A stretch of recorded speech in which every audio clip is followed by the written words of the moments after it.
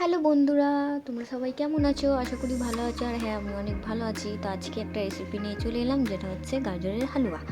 আর এটা করছি কিন্তু আমি শ্বশুরবাড়িতে আমার শ্বশুরকে খাওয়াবো বলে, মানে আমার শ্বশুরবাড়ির সবাইকে খাওয়াবো বলে।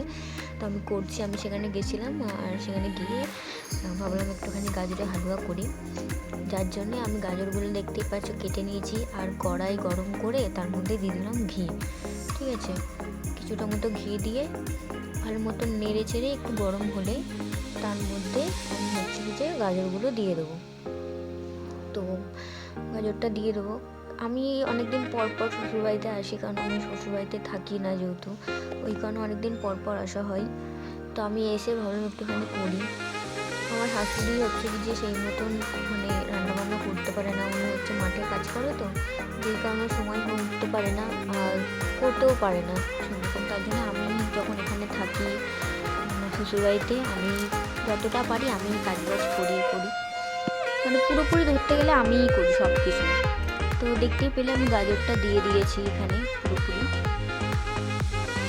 তারপরে দেওয়ার পরে এখানে হচ্ছে কি যে ভালো মতো নেড়ে চেড়ে নিতে হবে। আর আমি এখানে এলাচ আর তেজপাতা দিয়েছিলাম, যেটার ভিডিও আমার করা হয়নি। অ্যাকচুয়ালি ভিডিও করবো বলে আমি এটা করিনি, হঠাৎ করেই মনে হলো যে ভিডিওটা করি, তাই করলাম। তো আমি পুরোপুরি রেসিপিটা দেখাতেও হয়তো পারবো না, কিন্তু আমি বলে দেবো কেমন কেমন করে করবে। আর এখানে আমি একটা দুধের প্যাকেট নিয়ে নিয়েছি, এই যে দুধটা।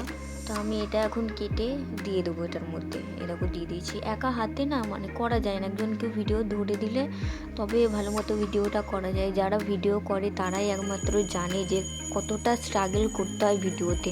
অনেকে ভাবে ভিডিও করলাম মানে ইউটিউব খুলে নিলাম, ভিডিও করলাম, হয়ে গেল, কিন্তু ভিডিওর যে কতটা কষ্ট একমাত্র যারা করে তারাই জানে যে ভিডিও করা কতটা কষ্ট। আমি এখানে দুধটা দিয়ে অনেকক্ষণ নাড়াচাড়া করে নিয়েছি। এরপর আমি কাজু কিশমিশ এখানে অ্যাড করে দিলাম, দেখতেই পাচ্ছ। অ্যাড করে দিয়ে আমি এখানে এখন ভালো মতো নাড়াচাড়া করে নেবো, নেড়ে চেড়ে। তারপর একটুখানি হালকা শুকিয়ে এলে তখন আমি চিনিটা দেবো এখানে।